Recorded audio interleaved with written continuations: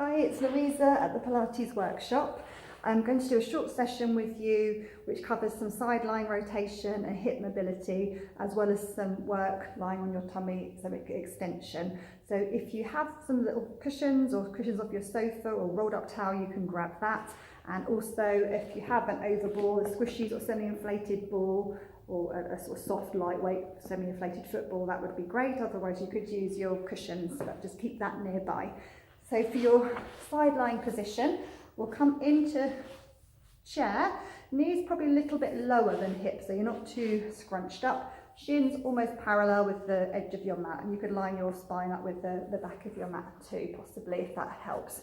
Big and small cushion just behind your head, however much support you need to keep your neck and head in line with your spine, so you don't be too scrunched up or over extended in that other direction.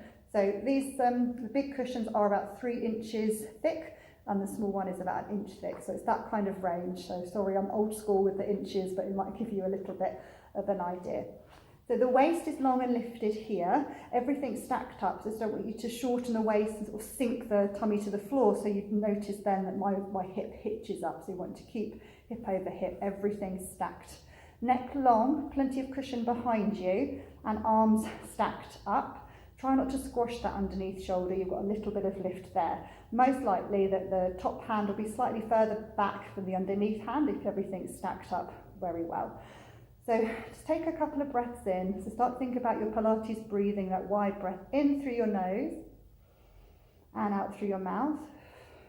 Okay, and then when you next exhale, you can engage your tummy a little bit. So that's going to need to work here to make sure we don't drop that waist back down. Almost keep that sense that you could post a letter or something under your waist. Not a massive parcel, just a letter or a postcard under there. Okay, so everything's stacked up. We're going to start with a few arm openings. So for the arm openings, you inhale, you open your arm to the ceiling, let your head turn and your gaze can follow your hand. Keep this angle of the arm in relation to your body and that waist long and lifted. As you exhale, let the ribs rotate back. The neck, the head and the arm follow, they don't lead. Breath there. And as you breathe out, you're still engaging your centre to keep that length lift through the waist and you return back. Okay, so we inhale, open the arm up to the ceiling. Exhale, spiralling open. Breath there. And then gliding back again. Okay. So inhale to open and then exhale to spiral back. Breath into there. And then gliding back again. Okay, so that's your arm opening. Stay with that version if you need to. And then bow and arrow, same start position, keeping that length and lift. And as you inhale, you just slide that top hand and arm across the underneath arm. It brushes across your chest, and you can exhale as you rotate and extend that arm. Try not to just let the arm or the shoulder flop down. It's still active and connected into your torso. Breath there. And then as you breathe out, you come back, just as you did for your arm opening. So you inhale, slide that arm across. Exhale as you rotate and open. Breath into there. And as you breathe out, ribs and arm, and everything comes back to face forward. So that's your bow and arrow, this version. There's also another version, but you stick with whichever one is suitable for you. And it's like a reverse of the bow and arrow one we just did. So for this one, you inhale, you reach and roll forward a little bit. Then you exhale and open up to your arm opening. Keep that upper arm really still. Inhale, bend the elbow, and then exhale, you glide back again. So you inhale, you reach and roll forward. Exhale as you spiral open. Inhale, you can bend the elbow, and then exhale, gliding back again. Okay, so that's the reverse of your bow and arrows. I've done around 3 or 4 of each of those on that first side.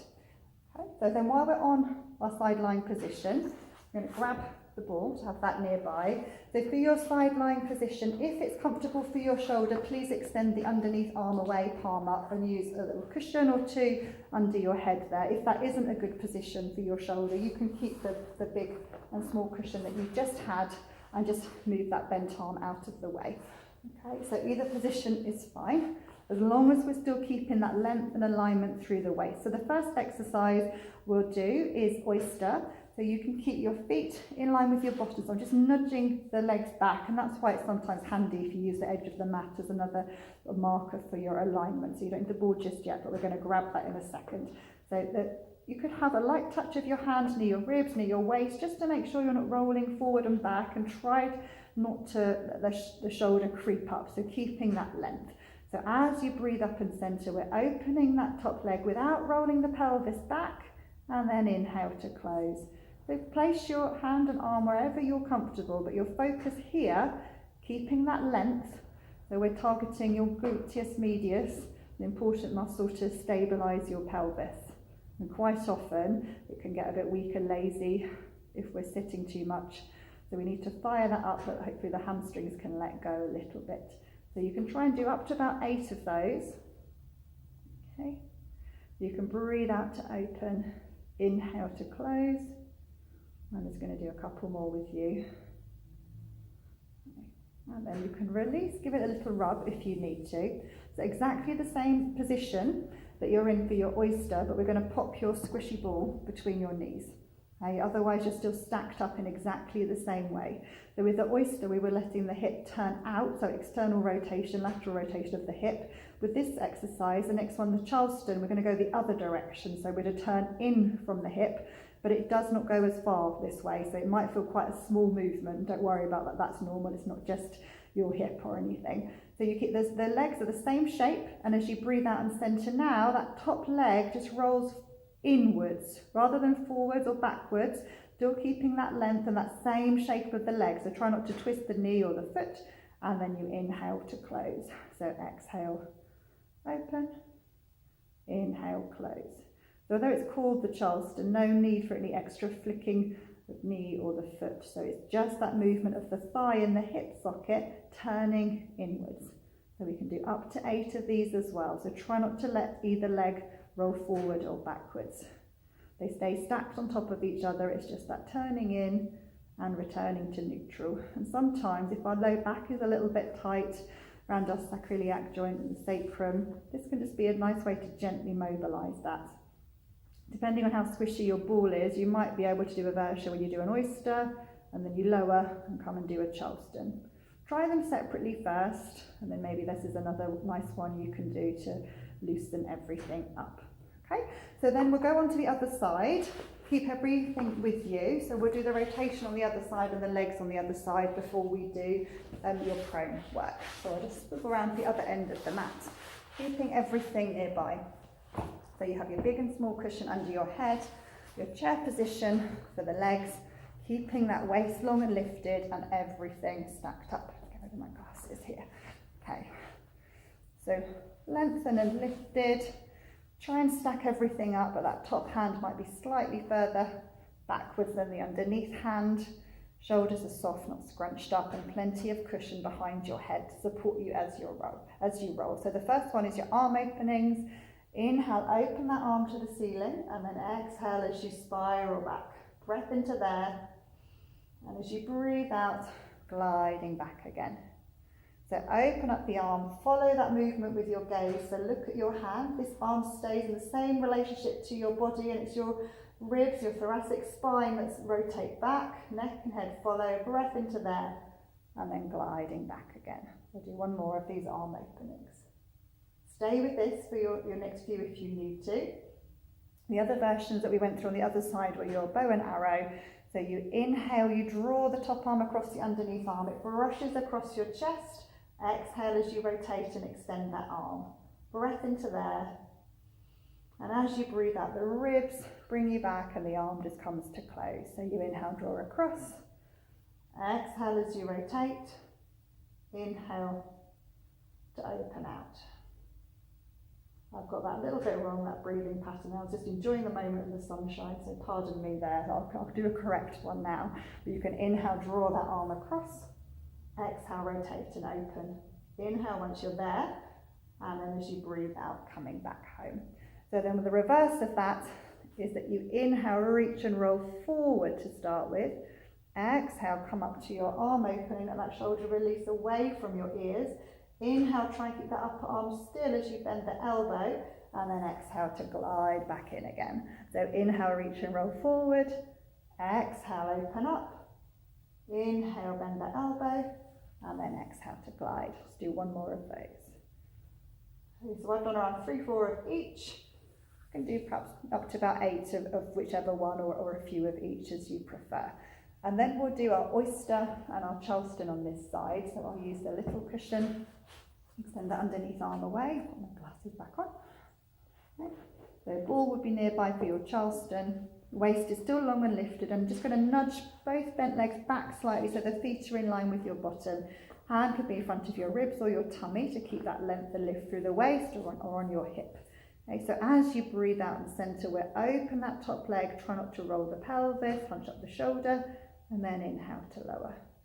So breathe out, centre and open. We're trying to work the sort of outer bottom muscle, your gluteus medius, and inhale to close. So we'll do up to about 8 of those. Might feel different one side to the other. Generally, it probably will. If you're finding it hard to keep those hips stacked, maybe you could line yourself up with a chair behind you, or a stack of books or something like that, or a little box just to give you that feedback. So we'll do up to 8 of those.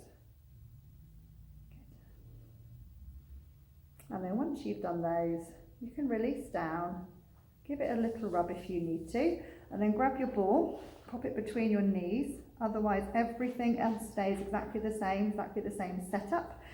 So the oyster, as I said on the other side, was opening out from the hip. The Charleston is we're going to turn in from the hip rather than be sort of travelling forward or backward. So as you breathe out and centre now, you keep that top leg exactly the same shape, and you just turn that thigh in from the hip, and then you slowly return back down. So your exhale as you're turning in from the hip, and then inhale to return. So keeping that length and lift through the waist. Vision forward and neck nice and long. So up to about 8 of these, that internal rotation of your hip. And then if the ball can stay put, you could also try that you open up with your oyster, inhale, close, and then exhale, Charleston. So you're just transitioning between those 2 exercises rather than doing them separately. So either way is fine, just find whichever way suits you best. Okay, so we've done that little bit of work for the glutes, so hopefully you've woken them up a little bit. Okay. If you need to, before we go on to your tummy, it might be useful to come into relaxation position for a moment. And if you've got short arms like me and need a bit of propping up to help you reach your legs, you could use an extra cushion there. But just make sure you're in neutral, hip bones level with each other, belly button and your pubic bone, legs parallel, ribs heavy. And then engage your tummy as you breathe out and centre to bring you up into a single knee fold, and then turn out from the hip, so like that oyster movement, keeping the pelvis and the waist as square as you can. So you might feel a bit of a stretch in your bottom where you just work with that oyster. If you don't feel too much of a stretch at that point, engage your tummy even more and bring this leg up into like a knee fold. And you could use your forearm just to nudge that thigh out slightly. Take a few breaths into there. So still try to stay neutral, keeping that length and lift through the waist. And as I mentioned, if it's hard to reach, you could use the extra cushion behind your head just to help you keep this heaviness through your low back. And then you lower and untangle. I'm going to do the other side. So knee fold, turn out from the hip. If that's enough of a stretch, absolutely fine to leave it there. Otherwise, make sure your centre's engaged to draw that other leg up. Maybe nudging at that thigh of the leg that's in turn out with your forearm. A few breaths into there. And then you can lower and release and untangle. Okay, and then we'll come onto your tummy. Sometimes it's helpful to use a little cushion under your tummy, especially if your low back needs a little bit more support, you can use that. Okay. So first of all, we come onto your tummy. We'd like the legs to be hip width. I'm just trying to shimmy up the mat, so I hope you can see my legs here. Okay. So legs hip width, and just slightly off the mat. I'm going to use a cushion under my forehead. Upper body just where you're comfortable. Legs parallel, and then curl the toes underneath you if you can. If it's completely cramp inducing, just leave this bit out. So once you've curled the toes underneath you, press them into the floor so the knees should hover away a little bit. Really careful to do that you don't sort of sink your low back towards the mat. So you're still trying to keep a little sense of lift through the tummy, and that waist is long and lifted. So the legs are long now, waist is long. But as you breathe out and centre, you're just going to try and spiral both legs to one side, moving from the hip, but keeping your bottom and pelvis steady. And then you can inhale, slowly come back, and then exhale over to the other side. Okay, so this little kind of wiper movement does just help sometimes to release our low back, any sort of tightness around the psoas muscle that can be the culprit for a lot of back ache and back issues. So slow movement, so 1, 2, 3 to one side, back, 2, 3. 1, 2, 3, back, 2, 3. So a few of those, and once you've evened up, lower the knees, release the toes, and the legs can come a little wider than hip width apart. Thumbs in a line with your nose, and you're kind of window shape for a wide cobra prep position. So as you breathe out and centre now, nudge that marble with your nose as you glide up your upper body. So lifting your upper body up and away from that frame that you've made with your arms. Breath into there, and then lengthening and releasing back down. Sometimes it can be helpful to maybe think about lightly pressing your little finger, ring finger, middle finger, index finger and thumb into the mat just before you begin to lift. It might just give you a bit more connection into the muscles around your armpit to help your extension. Breath into there, peeling and releasing back down. So this is your cobra prep exercise. Good. Good. I'll just do a couple more. So nudge that marble with your nose, gliding up. So shining your gaze and breastbone forward, but try not to jut the chin forward. We want to keep that length through the neck rather than shorten it.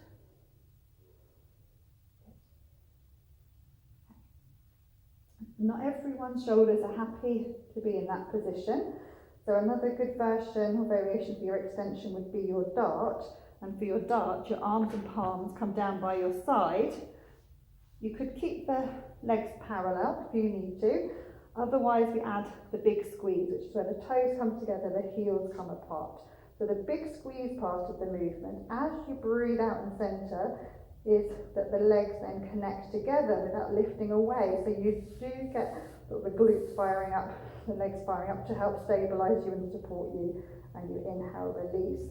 The upper body part of the movement, as you breathe out and centre, you nudge that marble with your nose, the arms hover up and turn in to face your legs, breath into there, and then lengthening and releasing back down. So we try and put that all together. So as you breathe out and centre, tummy engages, big squeeze, glide the upper body up, let the arms and palms turn in, breath into there, and then you lengthen and release back down. So wide breath, breathe out and centre, big squeeze, nudge that marble with your nose, hover up, arms and palms turn in, keeping that length and lift and support through the spine. And then when you've finished your last one, if it's comfortable, come back into your rest position, just toes together, knees apart, and you can reverse your bottom back, take a few breaths into there. If you need any cushions under your head, that's fine. If that isn't a comfortable position for you, just come onto your back with whatever cushions you need underneath your head, and you can loosely hug both knees in. So just curling that tailbone up a little bit and taking a few breaths into there. And lower the legs down one at a time and roll onto your side to come up once you're finished. So thank you very much for joining me. I hope that's been helpful, and perhaps you can let me know what you think or if there's anything else that you need some help with. Thank you. Bye.